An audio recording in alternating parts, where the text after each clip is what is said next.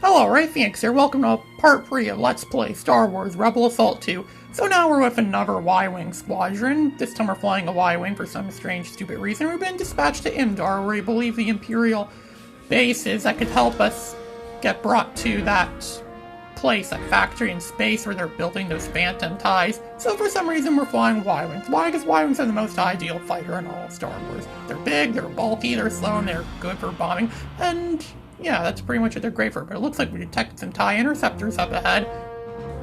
And oh look, TIE interceptors, a Y-Wing's kryptonite. We're gonna have to shoot down all these TIE interceptors in a Y-Wing. That's like Superman fighting a bad guy that's literally made out of kryptonite. And so here we are. At least the accuracy's somewhat decent, but Y-Wings aren't made for this. They're bomber class things. They're supposed for bomb. They're made to bomb targets, large targets. Maybe shoot down some proton bombs down the Death Star trench or something like that. They're not made for this. They're best. We should just retreat. We're gonna get killed. They should have sent X-Wings to help us out, or some other type of starfighter. It would have been more ideal, but oh no, they give us the Y-Wing. It's like they want us to die. It's like they wanted to get rid of us. Like they want to, it's like we're expendable or something like that. We're gonna want to get rid of it or something like that. An X-Wing would have been a lot more ideal, as we've done earlier, but I guess they did this just to make the game more difficult, and added to the hair-ripping factor of the game, too. So, yeah, long story short, here we are. I almost never get this done on my first attempt, but I actually did it on my first attempt this time around. I think I'm pretty confident in myself I'll get this done on my first attempt. I'm actually at half health. I've turned off all the cutscene sound and audio, so I don't get really voice acting, really, so I don't really know if I'm how much closer I am to the end of the level or not. But I do that for copyright reasons, that I stated in the first video. So look, those TIE interceptors are flying kind of slowly, as if maybe they feel sorry for me, and they're just trying to feel a sense of remorse for me. Whoa, I just destroyed that whole little squadron there. That was pretty lucky. Yeah, I just keep shooting them down. I'm actually getting kind of lucky, actually. I think I might just win this. I think I will win this. I think my fortune telling tells me I'll win this, but yeah. So here it is again, just more shooting them down. What's more there to say? All this game really is just shooting down TIE fighters. If you like flying a Rebel starfighter and shooting down evil Imperial TIEs, you're in heaven with this game. You're in luck. This game is the game for you.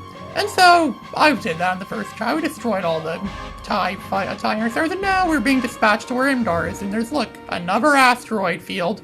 This asteroid field's worse because there's a bunch of laser turrets in it that are and there's a bunch of like other force field shield things they have to shoot down too.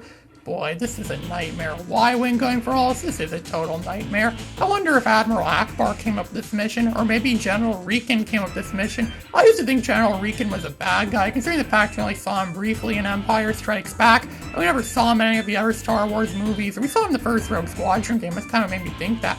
Because apparently TIE fighters are civilians. You're not allowed to kill civilians in war. I didn't know civilians could buy TIE fighters in Star Wars. I mean, can non-army personnel buy tanks in real life? I don't know. But Y-Wings can be purchased in Star Wars, I think, because Y-Wings are made by some company, I think, that sells them to various people. Space pirates end up with Y-Wings quite a bit, which is commonly seen in the Star Wars X-Wing TIE fighter games. But the Rebels seem to have them now. They were called stunt fighters, I believe, in the original Star Wars flick. That's because they're small enough to get past major big turbo lasers, which was ideal for taking down the Death Star. As I keep saying before, I don't really call that a spoiler, because I assume all of you have seen the original stories, and you at least know the story. So there's that force field thing I was talking about. I actually saw something like that in the second Rogue Squadron game, where we went to that place called the Maw, I think. It's like some asteroid place where the Imperials keep prisoners at. Yeah, I remember that level. I played Rogue Squadron 2. I actually made a video of that game a long time ago. If I don't have my GameCube on me right now, but if I did, I would totally make a video of an LP of that game.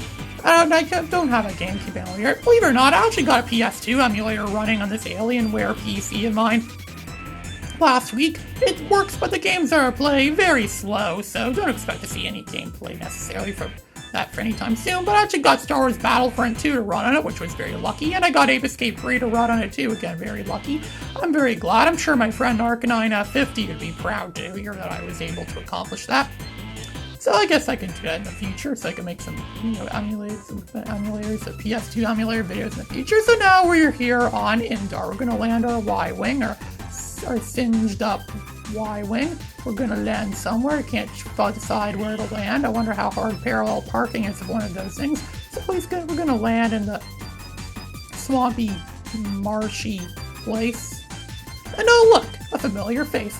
It's that trainer she trained the character playing as in this game in the first game. She taught him how to fly the A-Wing and then fly the X-Wing and fly with some star players.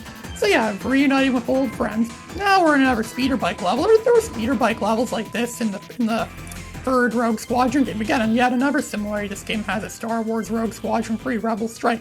I actually sometimes think this game might be a bit more impressive, and since it's not part of the Rogue Squadron series, but it does have a lot of variety of things, and this game came out years earlier than Rogue Squadron 3 did. Rogue Squadron 3 came out in 2003, this game came out in 1996, so yeah.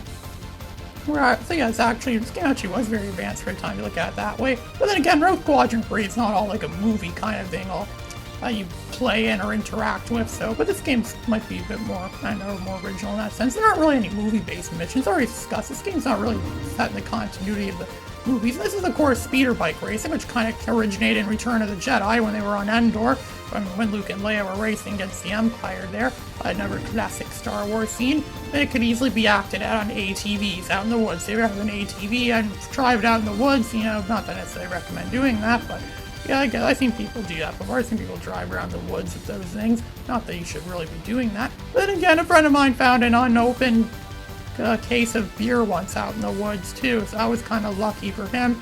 That is, if you like beer, which I don't, but I'm drinking non-alcoholic beer. I thought it would help me sleep, it helped me with my insomnia problems, but it doesn't.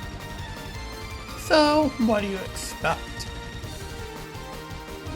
Yeah, this is just more, I could fall asleep to this game. Maybe I should play this game to help me with my insomnia problems. This is a game you can easily doze off to. I don't blame any of you if any of you want to doze off to this. If you ever have trouble sleeping, maybe you should put this video on and it might actually help you sleep. That would actually sound pretty good. Maybe I just cured insomnia by making these LP videos. I have over 60,000 points now. I think that's one of the highest scores I've ever had at this game. Because this game does keep track of all your scores. When the game's over, we'll see what all the scores are. We'll see the scoreboard at the end, see what all the scores are. I think the game's getting faster, and I'm almost out of health, but I think the level's almost over too. We'll just banged against that again. Hey, I think that's, chapter complete. Yeah, and I gained 950 extra points, so I guess that's pretty good. So now, we're at the landing platform site thingy. We're gonna catch a ride up to that factory using one of those Imperial shuttles, and somehow our friend has some sort of clearance way or some sort of method of clearance. And I think that's a CIS logo that's on that. It's painted on. I think it looks more like the CIS logo than the Empire logo from the CIS from the Clone Wars. If any of you's watched Star Wars The Clone Wars, I've been watching Star Wars The Clone Wars a lot lately on Disney+. It's actually a pretty good show. So we're going to disguise as Stormtroopers. See, we have Stormtrooper armor on. Again, like that's extremely original, very original, like we've never seen that anywhere before. And now we're gonna sneak into an Imperial base and pretty much wipe out their targets. How original. I think I've seen a lot of other movies and shows that have done this exact same thing, so it only makes sense this game would do it too. Because why not? Something's good, why not? Why change it? That's what Russia thinks. That's why I still use the same space capsules they made in the 60s today. Because they say if something's so good, why change it? And so there's cloaking on that big Imperial Star Executor. I think that's what that thing's called. He has a cloaking device on it. I wonder if the Klingons probably sold that to them. Maybe because the Klingons that invented cloaking technology? I don't remember if it was Klingons that invented it. Or was it the Romulans? I don't remember. I don't know. I haven't seen those shows in a long time. So we're landing in the front docking bay. As you can see, it just looks like the front docking bay of the Death Star. We're about to go out and face certain doom. They're probably going to want to kill us. They're probably going to want to crucify us for what we're about to do, but we're rebels. We're rebels without a cause. Well, we actually do kind of have a cause. We're not exactly rebels without a cause, but we have a strong incentive, a strong motive for what we're doing, and we're therefore fearless, because you have to be fearless if you want to join a war. That's what all those people that fought in World War II had to do. They had to become fearless. There's that mouse droid that's far more interesting than Anakin Skywalker was in any of the prequels.